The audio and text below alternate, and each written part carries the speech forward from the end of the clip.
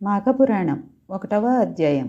సకల పురాణములకు ఆలవాలమైన నైమిసారణ్యమునందు ఒకప్పుడు సౌనకాది మహర్షులు లోక కళ్యాణార్థమై ఒక మహాయజ్ఞమును తలపెట్టిరి. ఆ మహాయజ్ఞము పరిసమాప్తమగుటకు ఒక పుష్కర కాలము అనగా 12 సంవత్సరములు పట్టును. ఎన్ని అడ్డంకులు వచ్చినను ఆ యజ్ఞమును పూర్తి చేయవలయునుండి దీక్షతో సౌనకాది మునులు తలపెట్టి యజ్ఞస్థలముగా నైమిసారణ్యములో ప్రవహించు గోమతీ నదీ తీరమును ఎన్నుకొని ఒక శుభముహూర్తమున యజ్ఞమును ప్రారంభించిరి. అంత పెద్ద యజ్ఞము చూచి తరింపవలయుననడి కోరికలతో భరతఖండము నలుమూలల నుండి తపోధనులెందరో వచ్చి యజ్ఞస్థల సమీపమునందు నివాసములు ఏర్పరచుకునిరి.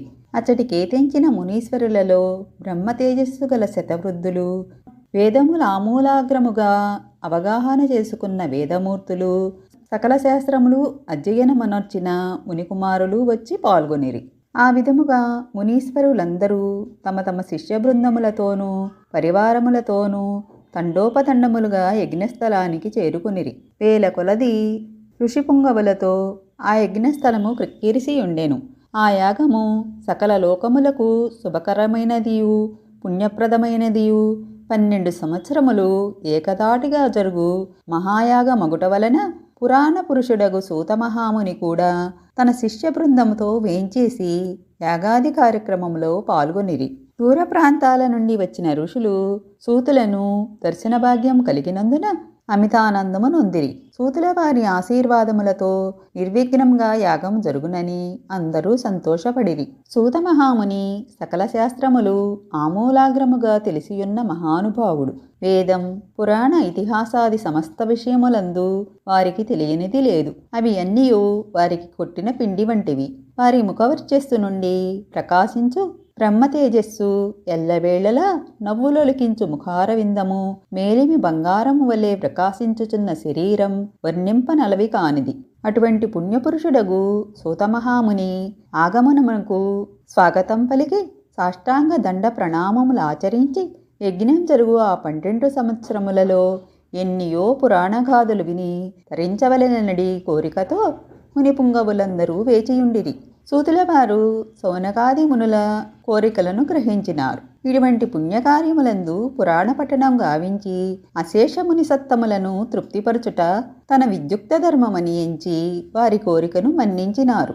ఒక శుభముహూర్తమున ఆశ్రమవాసులందరూ సూతుల వారికి ఆర్ఘ్యపాద్యములు నొసంగి ఉచితాసనములపై ఆసీనులను చేసి, మునిశ్రేష్ఠ, మునికుల తిలక, ఇంతకు మున్ను ఎన్నియో పురాణగాథలు తమరు తెలియజేయగా విని ఆనందించి ఉన్నాము. అనేక ఇతిహాసములను ఆలకించి అందలి సారమును గ్రహించి ఉంటిమి. సమయము వచ్చినప్పుడు సకల శాస్త్రములలోని నీతి కథలు మాకు వినిపించుచునే ఉన్నారు. అయినను మీ బోటి సిద్ధపురుషులు 14 లోకములు సంచారము చేసి ఉన్నందున ఎన్నో విషయములు మీరు అవగాహన చేసుకుని ఉన్నారు. కాన వినదగు విషయములేమైనా ఇన్న ఎడల విరామకాలములో మాకు వినిపించవలయును అని సౌనకాది మునులు ప్రార్థించిరి. ఆ ప్రకారముగా కోరిన సౌనకాది మునులు తన వలన క్రొత్త సంగతులు తెలుసుకొనవలెననిడి కుతూహలం కనబరిచినందున వారలను చూచి సూతమహాముని ఇటుల పలికిరి. మునిపుంగవులారా, మీ మనోవాంఛను గ్రహించి తిని మీరు వినదగిన కథను నాకు తెలిసియున్నంత వరకు విచారించి మీకు తృప్తి కలిగించెదను. ఇటువంటి మహాసమయమున పుణ్యకథలు చెప్పుట వలన నాకున్నో వినుట వలన మీకున్నో పరమార్థము కలుగును అని పలికెను. సౌనకాది మునుల కోరిక సూతమహామునిని అడిగినదే తడవుగా వారందులకు అంగీకరించగా ధన్యులమైతిమని మునులందరూ అమితానందము నొంది సూతుల వారి పాదములను కండ్లకద్దుకుని సూతమహామునితో, ఆర్య, పద్మపురాణమునందు లీనమై ఉన్న మాఘమాసం యొక్క మహత్యమును మరలా వినవలయుననడి కుతూహలం కలుగుచున్నది. అదేనూ కాక రాబోవు మాసం మాఘమాసమే అయినందున ఆ మాస మహత్యం ఆచరించవలసిన విధానం మాకు వివరించవలసినదిగా కోరిరి. ఆ విధంగా సౌనకాది మునులు ఇతర తపస్యాలురు కోరుట వలన సూత మహర్షి మిక్కిలి సంతసించి ఇట్లు పలికిరి. మునిపుంగవులారా, మీరందరూ అతి ముఖ్యమైన విషయాన్ని అడుగుచున్నారు. మాఘమాసం కూడా ప్రారంభం కాపోవుచున్నది. ఇటువంటి సమయంలో మాఘపురాణం వినుట వలన కలిగే ఫలము అంతింతగాదు. అదిగేనూ కాక ఈ మహాయజ్ఞం జరుగుతున్న సమయములో మాఘమాసం యొక్క మహత్యం నీకు వివరించవలసిన భాగ్యము కలిగినందులకు నేను అదృష్టవంతుడనే. కాన సావధాన మనస్కులై ఆలకింపుడు అని సూతమహర్షి ఇట్లు వివరించిరి.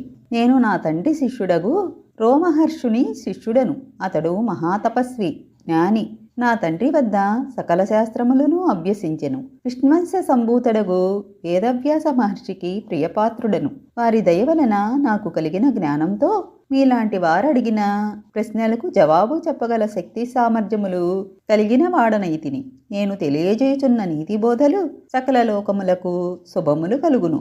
మీరడిగినట్టులే పూర్వం దిలీప మహారాజుకు తన కులగురువైన వశిష్ఠ మహాముని మాఘమాస మహత్యమును వివరించినారు. ఆ విషయమునే నేను మీకు వివరించబోవుచున్నాను.